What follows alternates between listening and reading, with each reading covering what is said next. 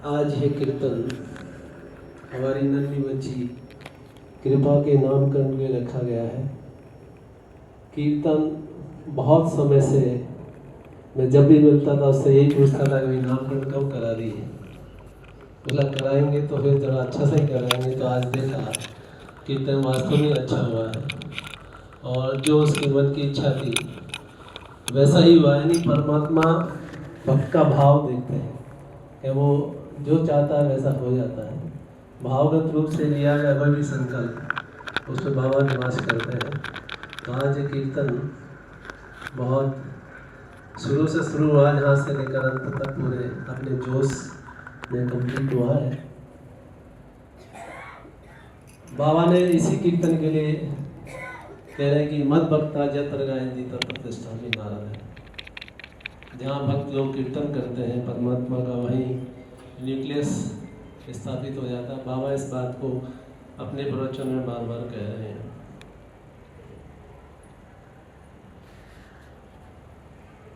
और जो मूल बात कह रहे हैं कि समर्पण की भावना, बाबा के परमात्मा के चरणों पे अपना संपूर्ण समर्पण जो कर देगा उसी की बात बाबा सुनते हैं। एक कहानी मैं इसमें कहना चाहूँगा। बिहार के एक मार्गी थे, नाम तो मुझे याद नहीं है, लेकिन उन्होंने 24 घंटे कीर्तन का ऐलान किया और हमारे दादा सत्यासन जी को फ़ोन किया कि दादा 24 घंटे कीर्तन रखा है, आपको आना है। तो दादा उसको बहुत ज़्यादा से अच्छे से जानते नहीं थे।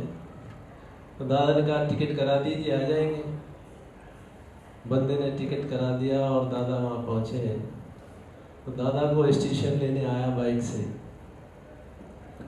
और बाइक से स्टेशन में लेके गांव में जब गया तो गांव के जो मुखिया थे उसके घर की तरफ जा रहा हो। तो दादा बोले कहाँ जा रहे हो? बोला आपका व्यवस्था हमने मुखिया के यहाँ किया है। बोला क्यों, तुम्हारा घर नहीं है क्या? बोला नहीं, हमारे घर नहीं, हम तो मचान पे रहते हैं। तो भैया 24 घंटे कीर्तन तुमने रखा है और तुम्हारे पास घर भी नहीं है? बोला नहीं, हमने पिछले 9 साल में 1.5 लाख रुपए इकट्ठा किया है मजदूरी करके, वो सब इस संकल्प में हम लगा देंगे।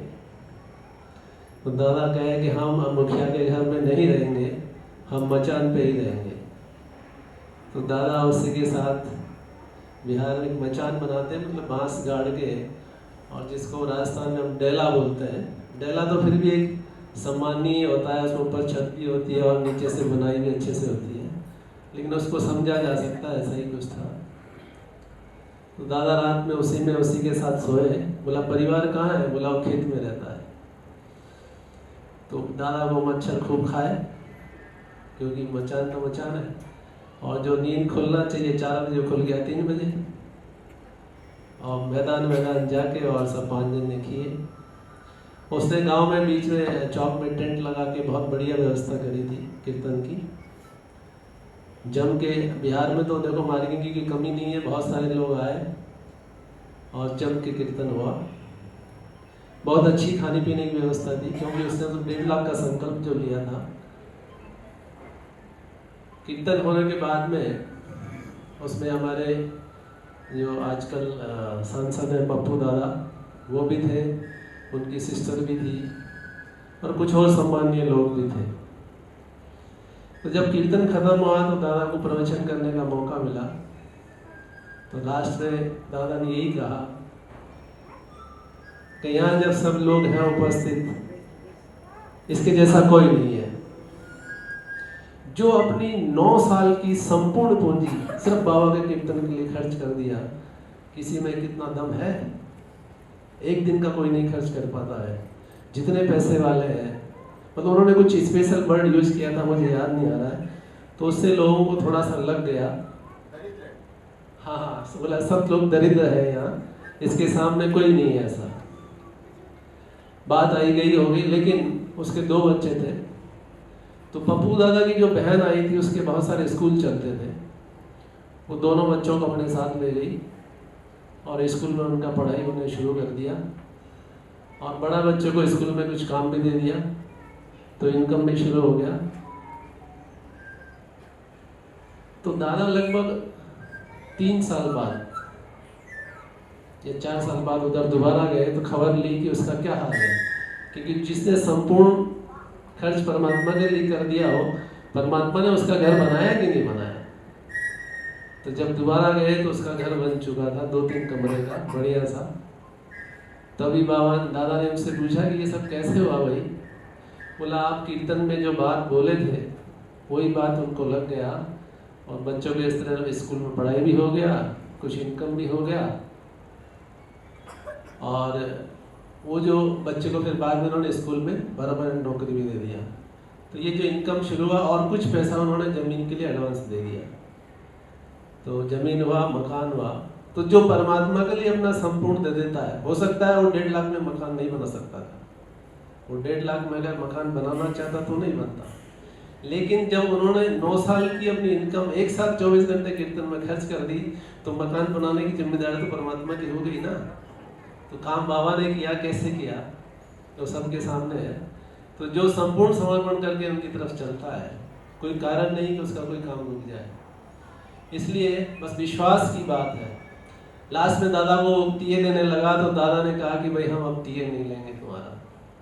वो भी रो रहा है, दादा भी रो रहे हैं, आपस में बहुत तगड़ा चल रहा है। वो 5,000 रुपये देना चाह रहा है।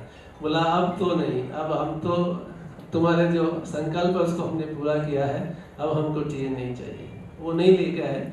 लेकिन ये जो संपूर्ण समर्पण और संपूर्ण खर्च कर देने का जो मैटर है, ये बहुत कम लोगों के साथ हो सकता है। वही करेगा जो अपने आप को संपूर्ण उनके समर्पण के अंदर डाल देगा, और अपना जो कहा कि स्टार्टिंग बिंदु, मध्य बिंदु और अंतिम बिंदु जो परमात्मा को बना लेगा, वही ऐसा कर सकता है। और साधना का यही गुप्त रहस्य है कि संपूर्ण समर्पण कर दो। कोई आदमी 10 घंटे बैठ के भी अगर साधना कर रहा है, कोई गारंटी नहीं है उसका मन निर्मल है।